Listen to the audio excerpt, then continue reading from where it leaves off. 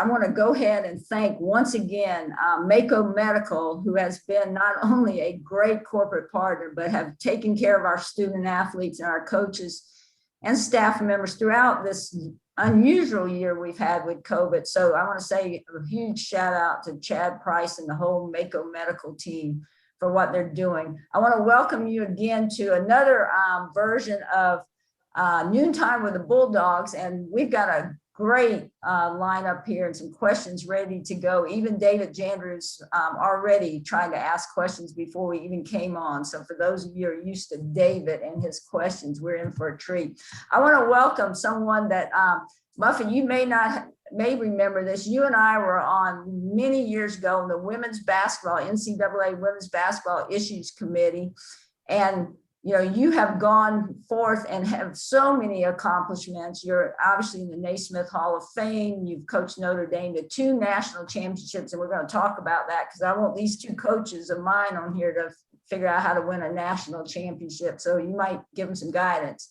9 Final Four appearances, and we can just go on and on about what you're doing. And then Josh, thank you for joining us, and congratulations on the ACC tournament win and your appearance, most recent appearance in the NCAA. You're doing great things over at Georgia Tech, ACC Coach of the Year 2017. And once again, so many honors for you. And I want to thank our head coach, Mike Morrell, and Honey Brown for being on here. And we're going to dive right in. So let's start with this. Muffett, we're going to let you go first.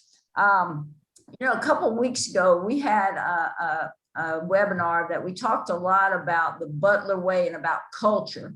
You certainly, in your time at Notre Dame, and I see behind you says expect more. You've established what it means to have a winning culture and all the way to a national championship. Talk a little bit about your experience and take us to a national championship, what it was like to be there.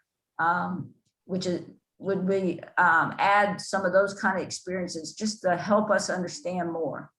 I think culture is the most important thing that we do with our program. I think it's more about culture than even about talent.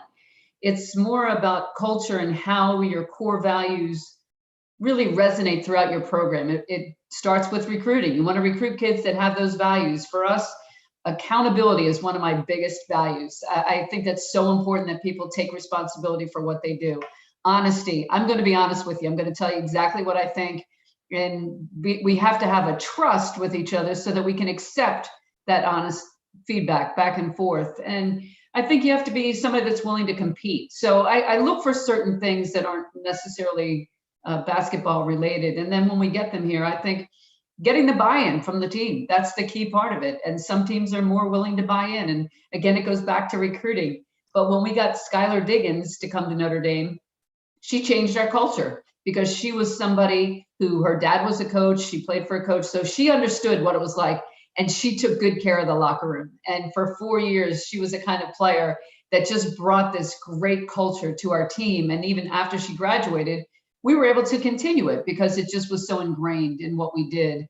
And that was the start of our Final Fours. We went to 7 of the last 9 Final Fours. And we got to the championship game, didn't win.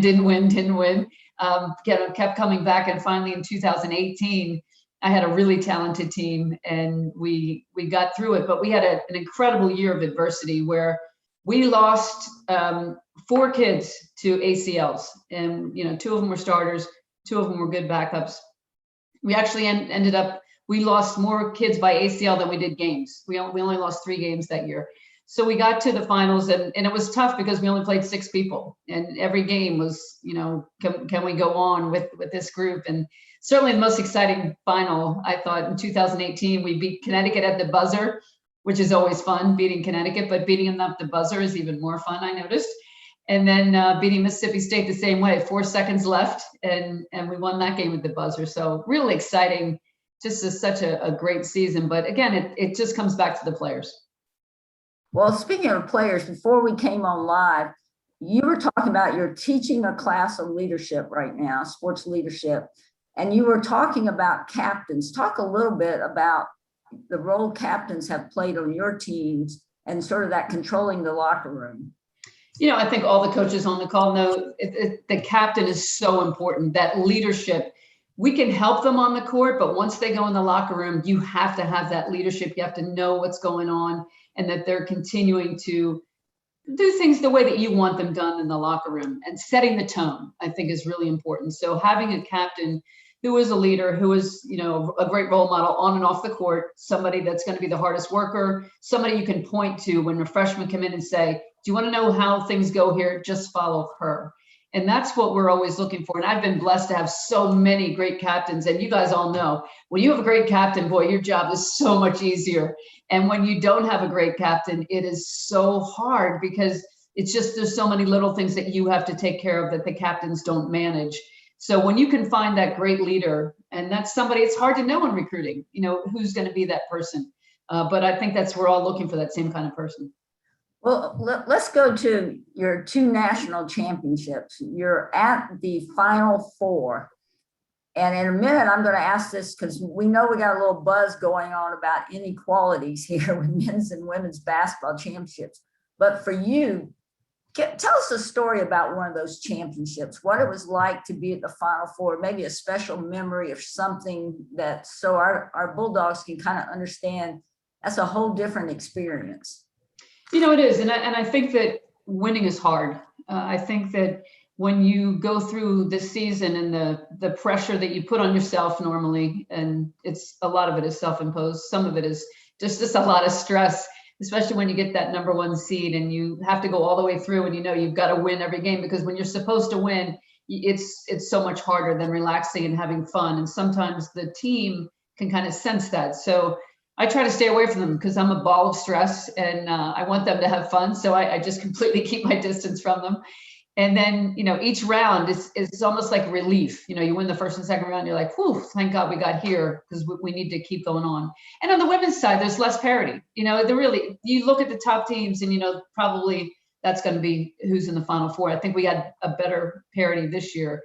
And we're hopefully moving in that direction. But when you get there, it's just a great feeling.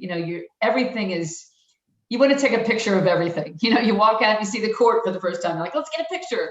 And then you're in the locker room and you're seeing things, and you're trying to just remember everything by taking so many pictures and enjoying the people around you. And, but it's a business trip. So you don't really get to have as much fun as you think you would. You have a lot of time for media, almost a full day of media, and then preparation for the game. So it's a little more business than you would think. Yeah. So was it easier the second time because you've been in the champ? You've obviously been to the NCAA Final Four multiple times, but what was different between the first time you won a championship and the second time? Well, the first time, 2001, it was funny. We won the game with 2 free throws at the end. And in order to relive it, the moment, we had to get all the way back to campus and put that VHS tape into the VCR, and say, did she travel at the end? Let me see what that looked like. So we couldn't even, really enjoy the memory till we got home and got to watch it again. But that was my most probably memorable moment at Notre Dame, was pulling up to campus at about 3 o'clock in the morning. We had flown in from St. Louis after the championship, and we were met by about 3,000 people on campus. And that was just such a great moment. And then, 17 years to the day later, we win the championship again. And now, before they get to the locker room, they're watching Arike Ogunbowale make that last shot, and they're reading the tweets from Kobe Bryant, who's sitting behind the bench and talking to her. And so that instant social media presence really made such a big difference. We knew so much more than we did the year before who was watching and who was talking about it. Wow, that's great. Josh, if you'll come off mute, you've just experienced a unbelievable year for Georgia Tech in a very difficult year because we all had to play through COVID. Talk a little bit about your vision of how you're building Georgia Tech basketball. You're very successful at Memphis. Now you're at Georgia Tech, all the way to winning winning that championship in the tournament. Yeah, no, well, first of all, everything that Coach McGraw said is just spot on. And we've had some really good success at Memphis and Georgia Tech, but not like what she's had. When she just said about 7 Final Fours in the last 9 years, that's ridiculous. So I just pray I can go to one.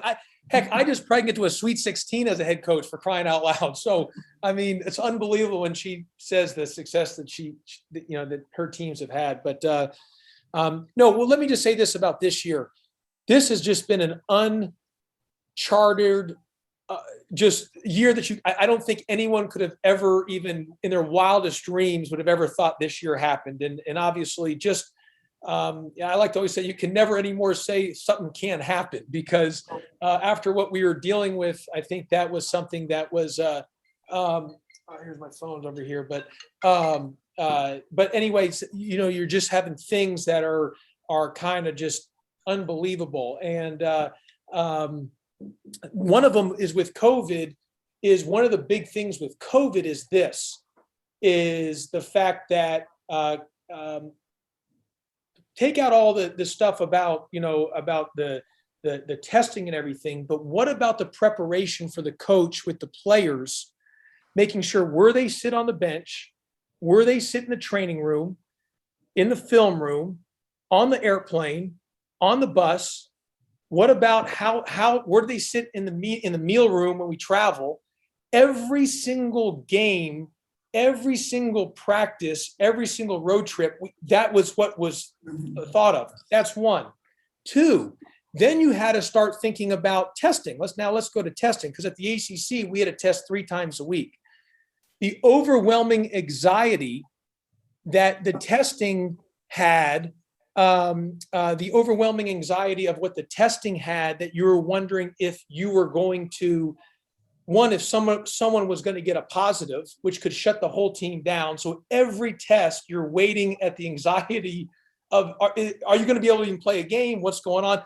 But also then how about the other team?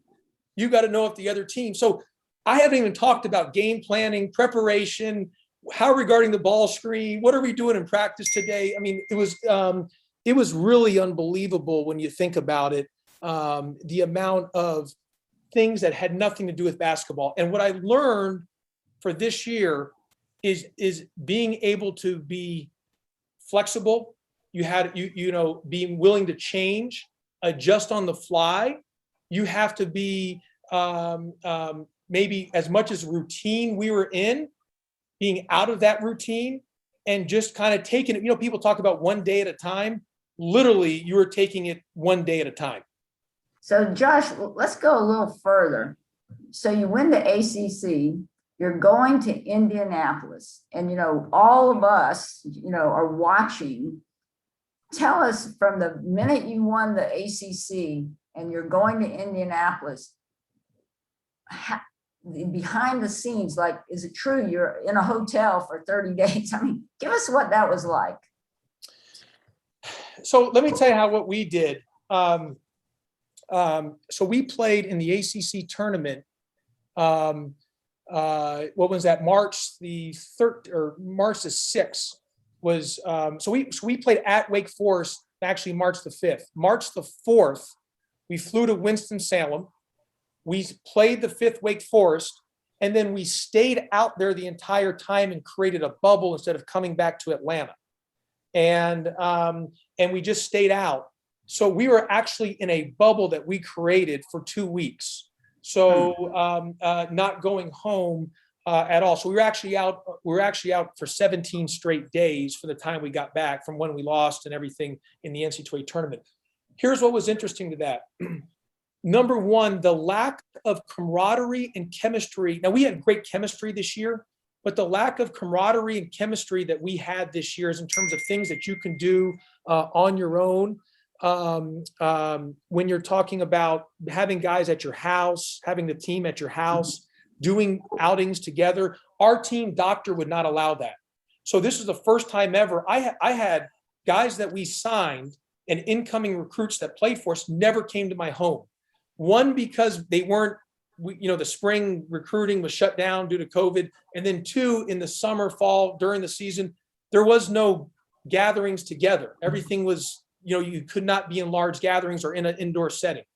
So I say all that to tell you that that one can hurt chemistry. Right. How about in the locker room? You're telling the guys, get out of the locker room. They called me more times than they called me the COVID-19 security guard than coach. because I'd be going back there, get out, get out, get out. And because they couldn't loiter and hang around. This was totally new. So the time now that we have a chance to be in a bubble, what I found was interesting, and we were fortunate that we had an older team, good chemistry, so it didn't affect as much not having those team activities this year. What I felt like our guys loved being around each other. We had a great time, a blast. Yes, being in Indianapolis and they made you sit in your room for the first 72 hours or 48 to 72 hours was awful because you couldn't leave. And they brought the food up. I mean, I wanted to go exercise and they wouldn't even let you leave the room, but we had to do what we had to do to have a tournament.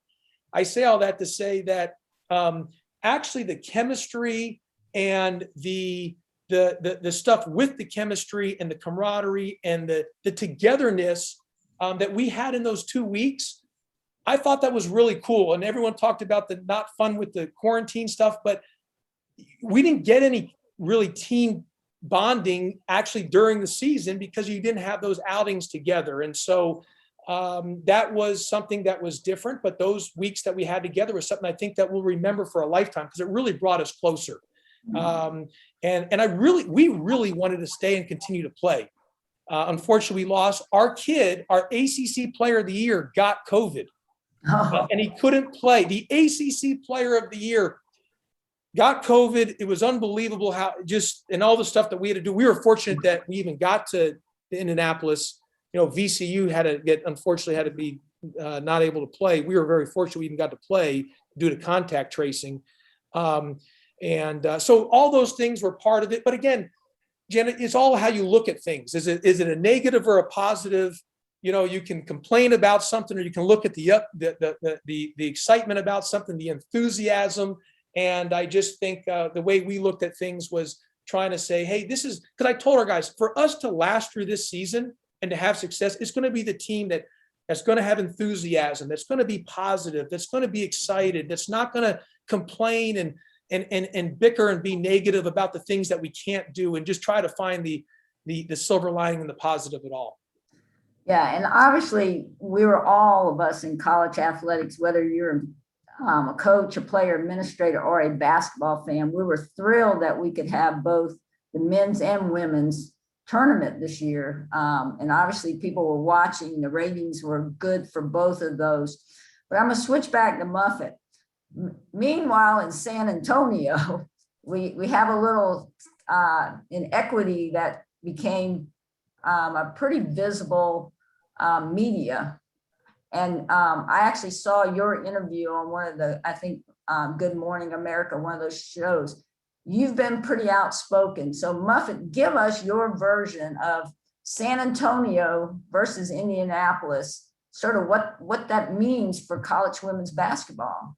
Well, one of the positives out of the pandemic was the men's and women's tournament was identical. We were both bubbled in different cities, so everything should have been identical.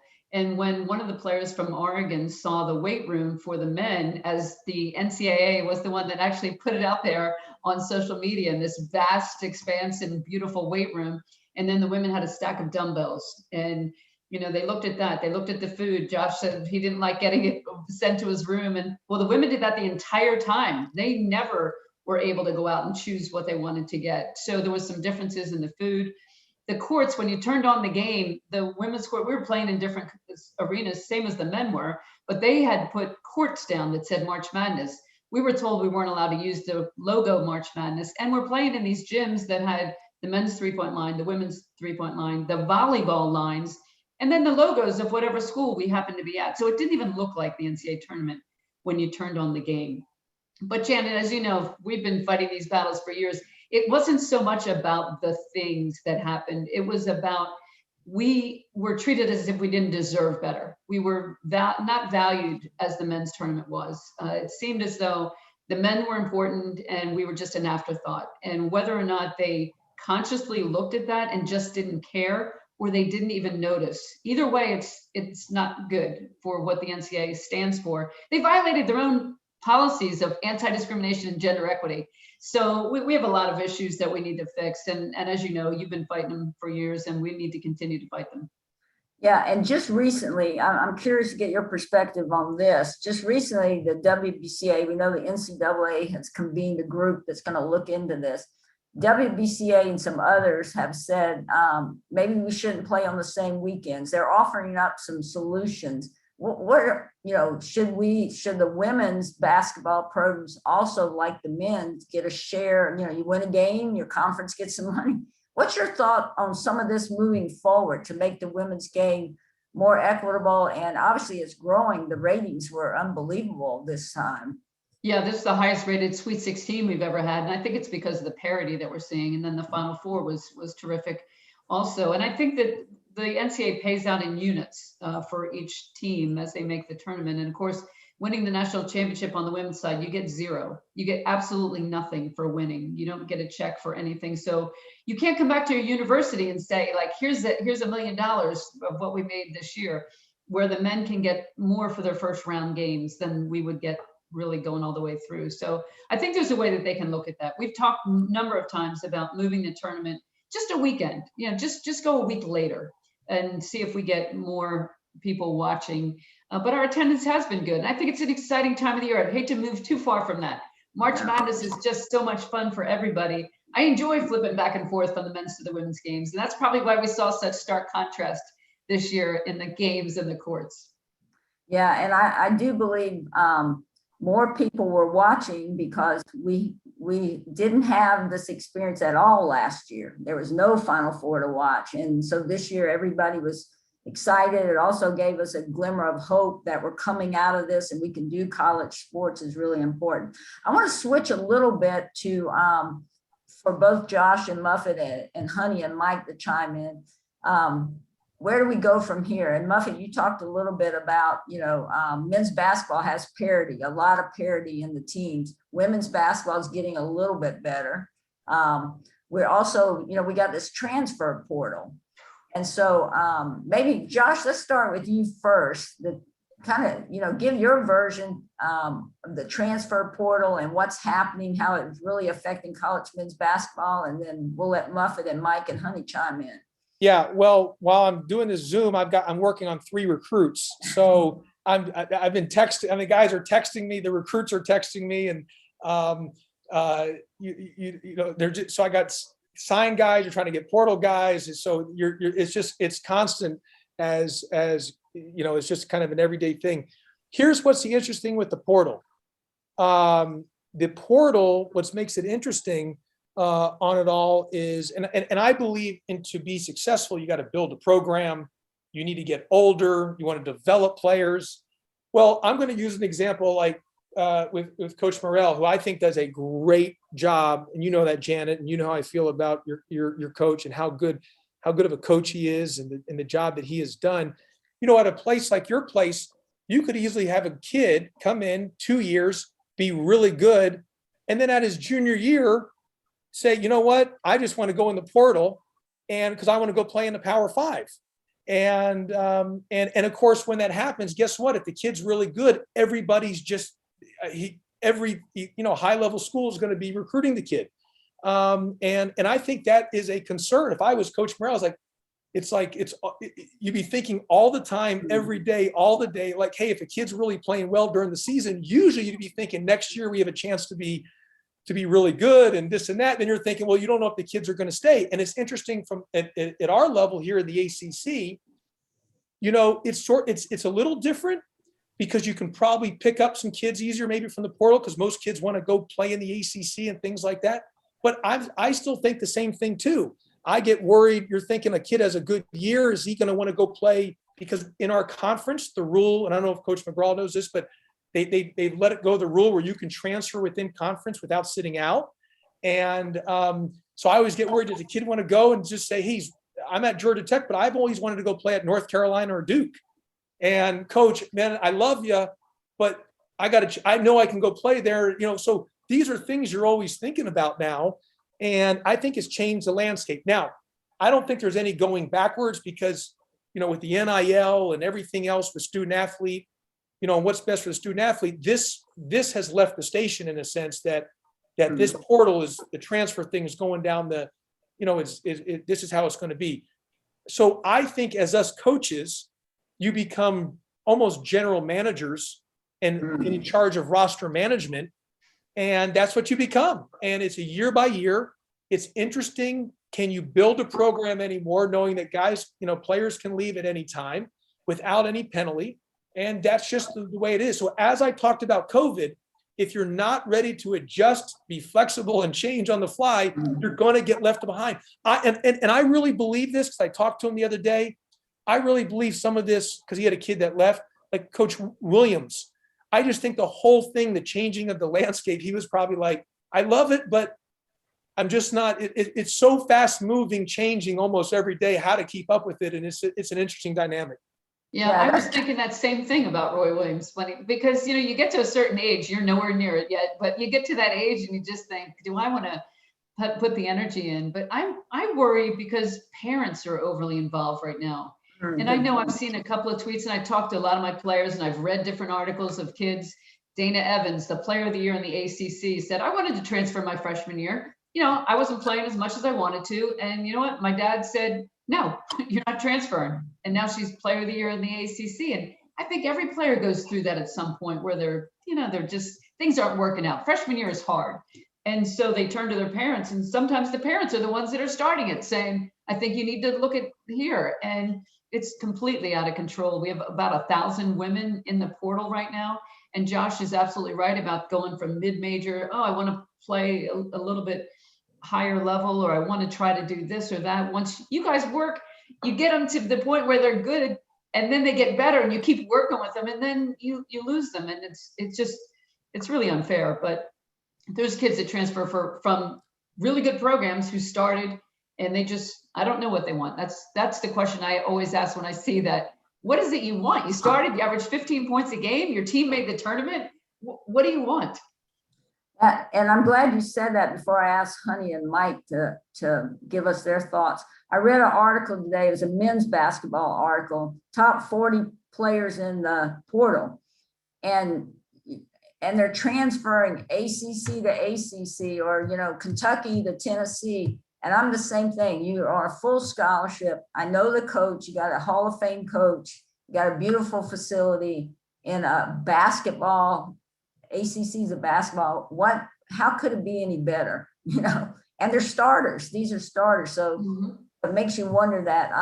Honey, why don't you go next? And then, from your perspective and where we are and how you're, like Josh said, being flexible, the portal, it's here, it's not going away. I think that's something that you made a good point, Josh, that it's something you've got to adjust to, and you've got to be ready for it. I think that here the past few years, we've done a great job. I felt like developing players, and like you said, Muffett, you're able to develop them, and it's kind of like next man's up, type situation. And you want to keep developing those. But if you don't start adjusting and becoming flexible to this, then you're going to get left behind. And, Janet even challenged us as coaches in a head coaches meeting. The transfer portal, we can look at it as a negative, and it is, and it's scary, and it's worrisome, but you can also look at it as an advantage. And I think the one thing that my staff, we're really looking at is looking at players that we recruited really hard before, and because you already built a relationship.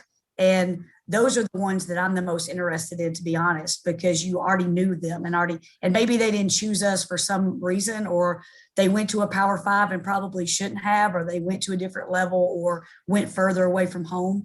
And the way I'm approaching it first is players that you already know, or you know of, or you know where they went, and you can, because of the landscape we're in right now, they can't come visit campus. And so you want to have that relationship or know about them. So that's kind of been our focus as a staff on how we're looking at the portal right now. But I totally agree. It's one of those things that we've kind of created a monster, but it's how we're going to adjust to it and figure out a way. Because I agree, we're not going back. We're only going to keep moving forward.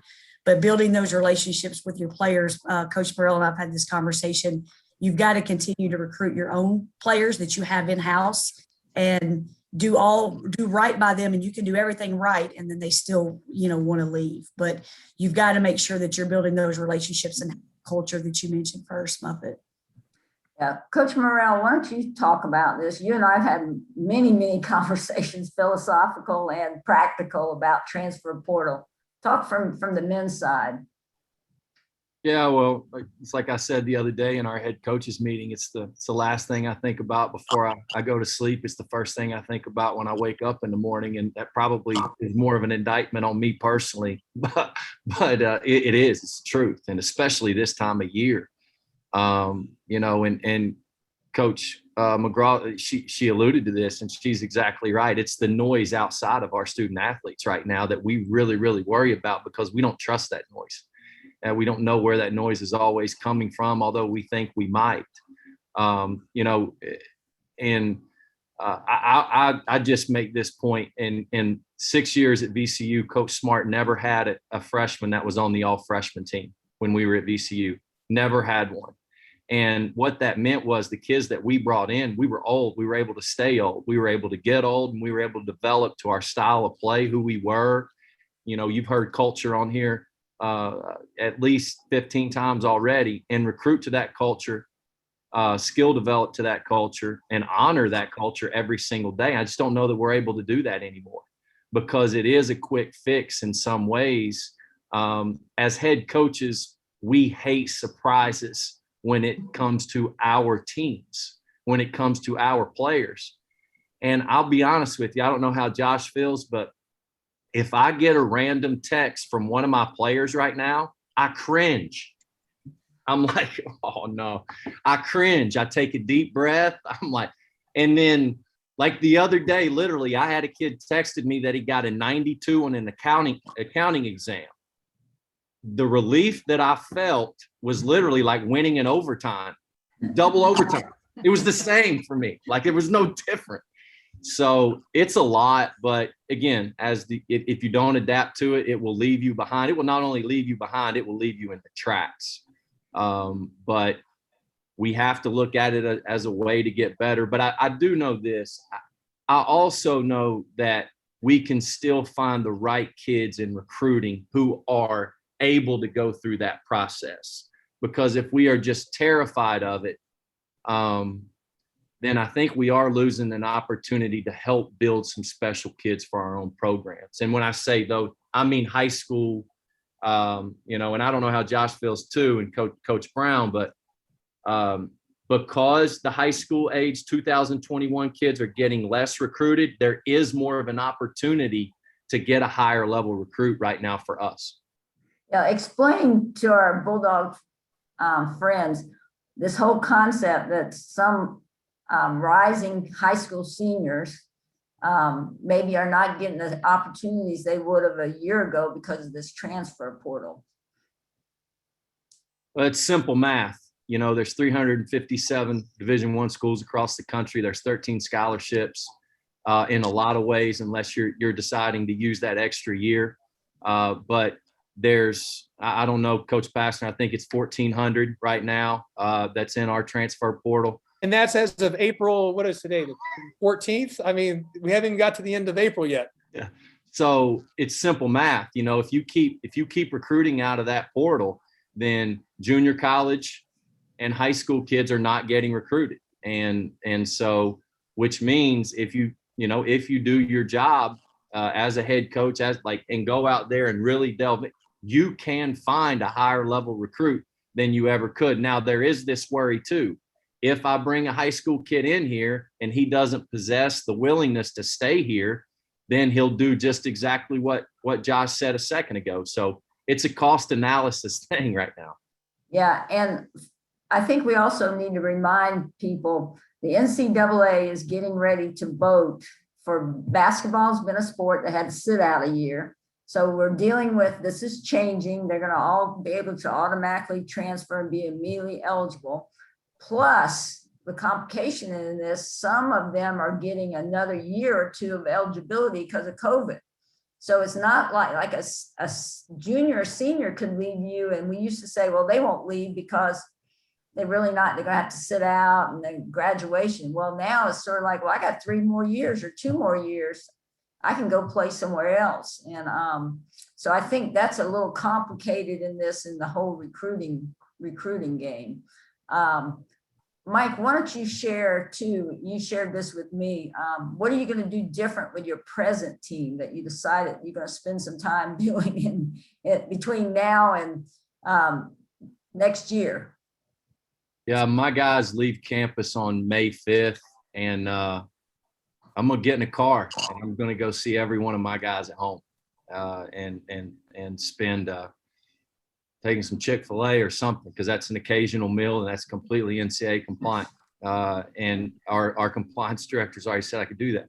So because what else could I be doing here in my office that is more important or more impactful for our program, but also for our players? And so I think anytime we can humble not that that's being humble, but give of our time, which is to me the most important thing we have right now in our profession, is our time, and just go see our players. And I can't lie, it will make me feel a lot better too. But so Well, I think that's back to the point all of you are making. You hope to have the best relationship you can with your own players, because, it certainly gives you more opportunity to be successful if you can keep the players you recruited and grow them with your program than trying to start over every year. Like Josh mentioned, you just wonder how successful you could be with a whole new team every year. Before we go to some questions from our friends, last thing I want each of you to talk about a little bit. We already talked about the transfer portal, some inequities across championships and some other things. We got the name, image, and likeness that Josh mentioned. If you were looking in your crystal ball, talk a little bit. I'm starting with you, Muffett. What's the future of college women's basketball, and maybe the future of intercollegiate athletics? Because you've been a leader in this for a long time. I think we have to worry about the amateur standing. Are they going to be amateurs anymore? They're going to be making a lot of money. And initially I thought the name, image, and likeness would really be a problem, because obviously the men would be making more money. People would be saying, come and advertise for me. But then I looked on social media, and 8 of the top 10 are women, and 8 of the top 10 could be making $400,000, $1 million, just because of their presence and their influence on social media. I think only one of them is a basketball player. There's the gymnast she has like 5 million followers on one of her social media platforms. So there is an opportunity for women to make money and be influencers. And I think that if you can do something that you're an entrepreneur and you've decided you want to do this as a business, or you're going to put your time into this, I think that's great to be rewarded for that. I think we're going to see what's going to happen maybe in football and some of the bigger programs, like in Alabama, where it could just turn into, the local pizza place and the local car dealers want to give money to people on the team. I worry about team chemistry. I know, honey, you can probably attest to this for women, team chemistry. It's just so important. And I know you guys talked about it too, but having that, that ability for everybody to get along, and now suddenly going, wait a minute, you're making money for that? How come I'm not making money for that? And it just turns into individual instead of a team. I might have some issues with team chemistry with my coaching staff. Some of the student athletes might make more than we pay them if they get really good at this. What do you see as the future of women's basketball and intercollegiate athletics in general? Yeah, I agree with Muffet. I think it's going back to her book, Expect More. I ordered that, Coach McGraw, by the way. But what she said is, I think this generation expects more. And with social media and a lot of the things that are out there, you've got some viable places out there that are going to want some of these women as the face, or sponsoring them or promoting them. So I think it's kind of like the transfer portal. This is going to happen, and then how are we going to deal with it? And like you said, Coach, how are we as coaches going to deal with? You've got player A over here that's getting 2 or 3 phone calls to go do this. And I think I'm just as marketable, but nobody's calling me. And then how do you deal with that? And, do you have that same connection and that same chemistry? It goes back to, like Mike said, I need to be ready for some cost analysis and some business school type things. And I also need to continue to work on my psychology and leadership skills, because, as Coach Pastner mentioned, the X's and O's are one thing, but it's the managerial things that we're going to, as coaches, going to have to continue to do. And I think that's how the landscape is going to continue to change, is how these players, but then the team dynamic, and then how you keep the team connected with the transfer portal and these other pieces. I think from a coaching perspective, I can't do enough as far as learning that, because it's not going backwards. We are going to continue on this train, and social media isn't going away. And it's something that's going to continue to be a big piece. Like Mike said, it could be a negative noise, or can we flip this into a positive noise? And I think that's where we've got to look, not just as coaches, but administration. How can we make this into a positive and not a negative? Because it's not going to change. Josh, why don't you go next, and then we'll let Mike answer the same question.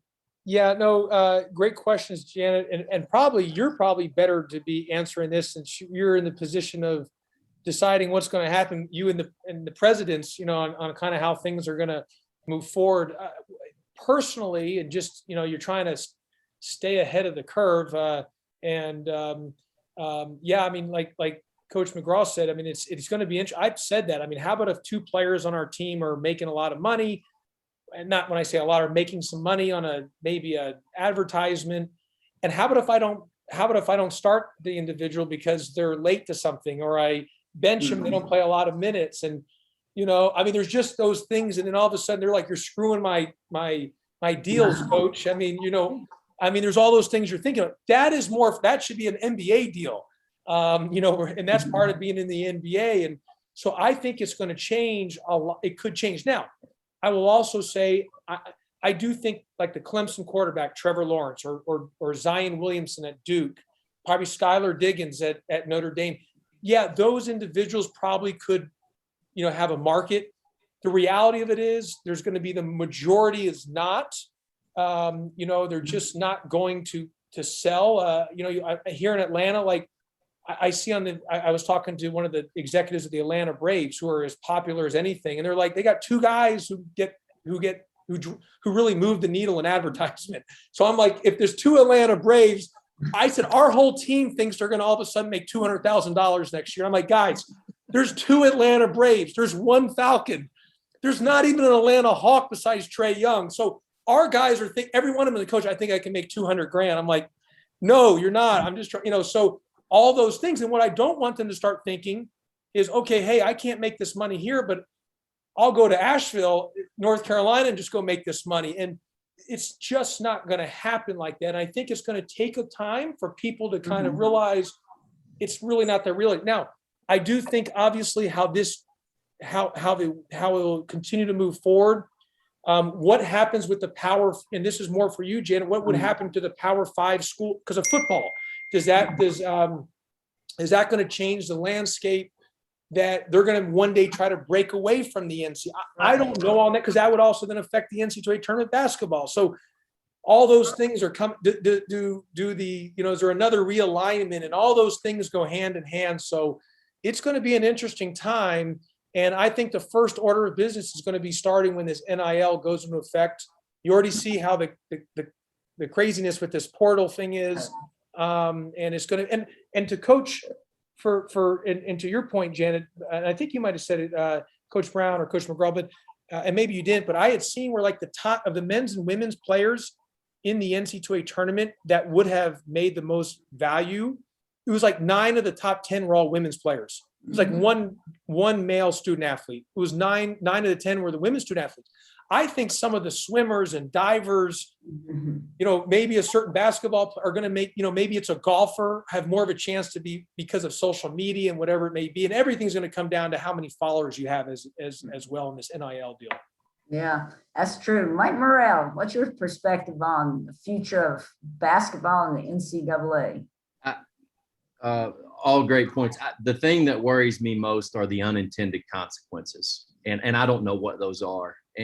That's what worries me most, the things that come out of this that we don't actually see. The things that are outside of our blinders, if you will. Those are the things that worry me the most, because we're already seeing that with the portal. And this is without a doubt, I'm 38, so I'm not going to act like I'm this old wise man, but without a doubt, the craziest year college athletics has ever seen, when you talk about COVID, when you talk about the portal, when you talk about all the things that we're seeing across the country. So I just worry about the unintended consequences. I'm all for it. I'm all for these student athletes being able to promote themselves and make money off of it in the right way. But I worry about what those unintended consequences are. Yeah, that's great. My one thought on this, and David, we're getting ready for David Jandrew and his questions, so get ready. My one thought about this, and maybe this is pie in the sky, I think college basketball, men and women, are going to be the thing that ties us all together. Because I think what we do with our basketball is what's generating a lot of interest. And you, as Muffett mentioned, March Madness, there's an excitement. So I think we could be part of the solution for all of intercollegiate athletics if we really get ourselves together on this.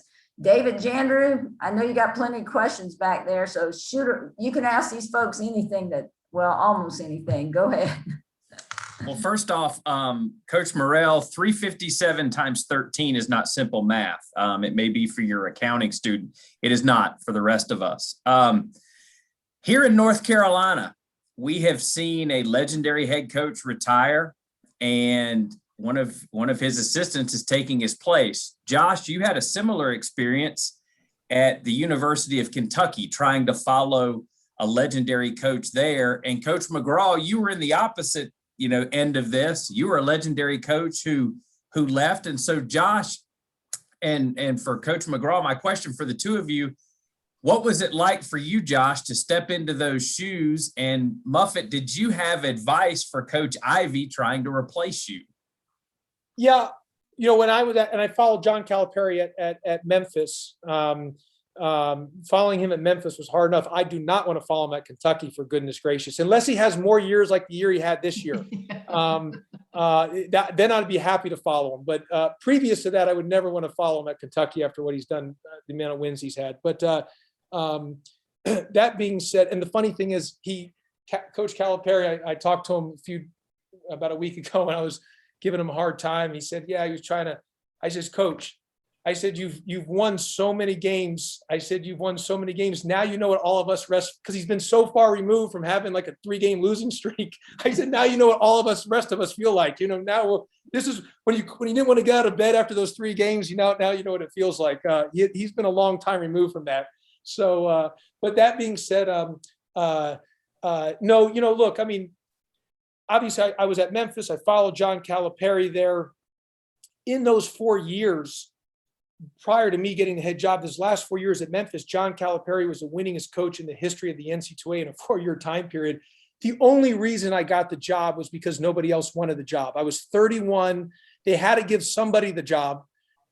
I'm telling you, they got more coaches, got more raises. There was like 25 coaches who like upped their salary. Like the AD, and I love him. He's my dearest friend, R.C. Johnson. I don't know if you know him, Janet, but R.C. Johnson, he was going around trying to get every coach. Nobody wanted to follow the guy. Everyone kept getting raises. So he finally just came to me and just like gave me the job. So, and I remember when I got it, I was like, what is going on here? I mean, how am I going to do this? But it worked itself out.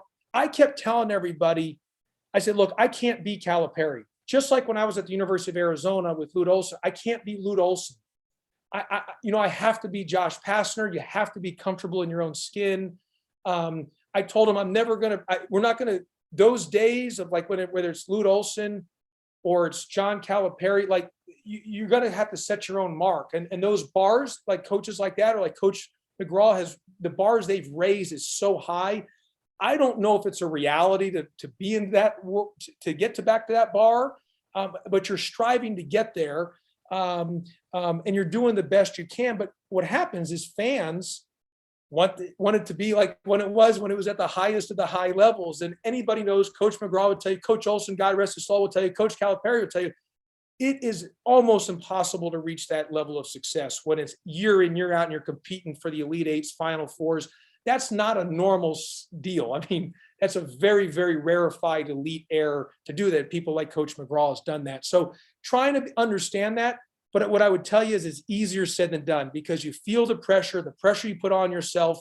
It's easy to say it, but you do feel the pressure of the internal pressure that you put on yourself. But you got to just be yourself. It's the only way you can do it. You are absolutely right. And that was what I told Neil Ivy. Just be yourself. Just do it your way. Don't think because we did it a certain way that that's the right way. You have to really go out and get your own philosophy and do what you want to do. And we had a year in between. She went to the Memphis Grizzlies. We've been grooming her for years to take over this job. She went to the Memphis Grizzlies, learned a ton from them. She has just really grown as a coach, and I think she's going to be terrific. This question is for all of our coaches, or any of our coaches. Feel free to chime in. It used to be you competed against your fellow coaches for high school players. How has the transfer portal changed the competition and the relationship with your fellow coaches now that we have players going from school to school? I'll go off on that. Yeah, what you're doing is is what's interesting. And I said this to our ACC person, who's kind of like the director of the ACC for men's basketball. I said, when we have a great camaraderie with our coaches, like I really enjoy like the league meetings, or now they're on the Zoom, and like I have good friends in the league. I mean, you want to beat them when you play them, and you're competing, and you're, that's the competitive fire in you. But I said, I think it's going to change things, because within the league, when Jimmy Joe transfers from school A to school B within the league, there's just not going to be happening where that coach from school A or school B is going to look at each other the same, because they're going to be, you're playing against the kid. I think, and I've said this, like there's such great camaraderie, and I enjoy the league meetings and being around our coaches. I think that's more than the recruiting, because that's part of it. You're competing against the same kids in the school. It's once a kid's at your school, plays a year or 2 or 3 or 4, and then transfers to a school within your league, creates, that can create some, where maybe some tension. And I think that's going to be a little different. Or it just becomes, hey, this is the norm, you just deal with it, and so be it. But I think that will change a little bit of camaraderie, I think, in the league, just by natural, organically. You kind of feel a little bit of a, did you talk to the kid after our game? Yeah, I mean, you start thinking things like that. And so I think that could change. But I brought that up to our guy at the ACC. I totally agree. And I think that when they play each other, wow, the emotion, especially on the women's side, that is going to be really something to watch. And I was joking that coaches are going to start filming that handshake line after the games, going like, oh, were you talking to my player? Because, sometimes they come out in the portal and the next day they're like, oh, I'm going to Louisville. And you're like, well, wait a minute. When did you talk to her? So yeah, I think it's going to create a lot of ill will. That's why, Coach, we should get rid of the handshake line altogether. Yeah. We've already set the bar to do that. Like, I know this, like, we gotta go play high majors. It's part of what we do here. And like, if your guy has 21, you're like, Mom, you know what? You just go to the locker room early. Like, you just. So that's how I would answer the question on this end. For Josh and Muffett, I'd be interested to hear your thoughts on this question. With name, image, and likeness, it used to be when you recruited a player, you were talking about what their development would look like as a player, and certainly as a person as well. How inclined are you to now have to include what you might be able to do for their quote unquote brand? Yeah, I can tell you, for us, that's been a big, my athletic director here, Mr. Todd Stansberry, I've been on talking to him. He and I have conversations about that. Our football coach does a good job about that all the time as well, too. But, about just branding and social media. But yet I have recommended to our athletic director that we should just hire someone full-time in-house, literally, that just focuses on the NIL, because it is going to be something that's going to be discussed in recruiting, because it's all about followers. Like, we use this thing on our team, the influencer, and like, you take the pictures, you load it up. That to me, like, I told this to my athletic director, I said, we don't need a new locker room. You can throw away this. We don't need anything. Forget the belt. It's like, our kids are infatuated with this Instagram, social media. The new thing they love, our little social media guy that I have, where they walk into the games or even practice like the NBA guys do, just dressed and all these things. And then they post it on influence, and then they take it and put it online, and they do different things. I mean, that's kind of the way it goes. And so I actually told Todd Stansberry, because they were talking about maybe getting a new locker room. I said, no, we don't need that. We just need to put any resource we can in the NIL to putting something, one, for selling the recruits, but also our current team and how to be ahead of the game to get them the most followers on their social media. Because I think that's going to be the deal moving forward, is what program can promote to getting the most followers somehow, some way. And I'm hoping, being in Atlanta, in a bigger market, whether it's billboards or whatever, we're going to have to figure out a way to do that. And that's where I said to them, let's not spend any money in the locker room and take that money into advertising and put things on billboards to follow so-and-so on Instagram or follow so-and-so on Twitter, because that will be more impactful than a new locker room. Yeah, I don't know if you saw Florida State came out with something yesterday, I think, of, they've hired a company to work on that for them. And I think that's where all the athletic departments are going to go, because when girls start coming in and talking to me about what their brand is and how they've got to have a marketing and promotions person, that's why I retired. I think I'm happy to be on this side of things. But honey, what do you think? You didn't get to answer the last question, so I'm going to give you a chance to throw in on this one. Yeah, I agree. It's kind of what I was saying before. I think that we've got to have a plan, like whether or not it's a person, like you said, Josh, we've got to be well versed. And so if that's not an actual person in our department, I've got to have a staff member that knows that inside and out, and how we can be able to present that to the family. Because I think Muffett, you mentioned that before, as the parents. Sometimes as a young female, they may not be as advanced in that, or what they could do with their life, on social media. They just like doing it. But if we can put it in front of them first, or put it in front of their parents first, I think that's going to be important. So we've got to have a plan going into it. So whether it's a person or it's just part of our presentation, but we're going to miss out on things, because then you're going to have to come back later and say, oh yeah, by the way, we have this. I think that, you're going to make a huge mistake in recruiting if we don't get on that on the front end, for sure. Well, we're winding down our time, and we do have a plan. I don't know if everybody heard the company that Josh mentioned is going to be one of our partners. So Josh, I may be calling on you, because we're going to be using them too. I want to thank each of you so much for being on this with us today. Muffett and Josh, I already told Muffett this, you come over to Asheville, we'll put you up for the weekend, and when it's safe to travel again, anytime you're in our area, you have friends here at the university, and we'd love to treat you for a weekend over here with us, and we can talk a little basketball, play a little golf. Or coaches now, Mike and Honey can't do that, they got to work, but I can. But I want to thank you so much. I want to thank Mako Medical again, and also our Bulldogs who've joined us for this hour, Noontime with the Bulldogs. And it's going to be an interesting time going forward. Muffett, will look for you on the ACC network next year, and we may call you up about some leadership. And Josh, you got friends here in town, special friends that the Meta Labs is on. I know she's watching. So we've got Notre Dame fans, Georgia Tech fans here in town. Of course, we love our Bulldogs. So thank you, everyone. We really appreciate, and go Bulldogs. Thank you, everybody. Thanks, Thank you, Coach Brown. Good to see you, honey. Coach Thank Morrell. you. Thanks, Thanks, Muffett. Thanks, Josh.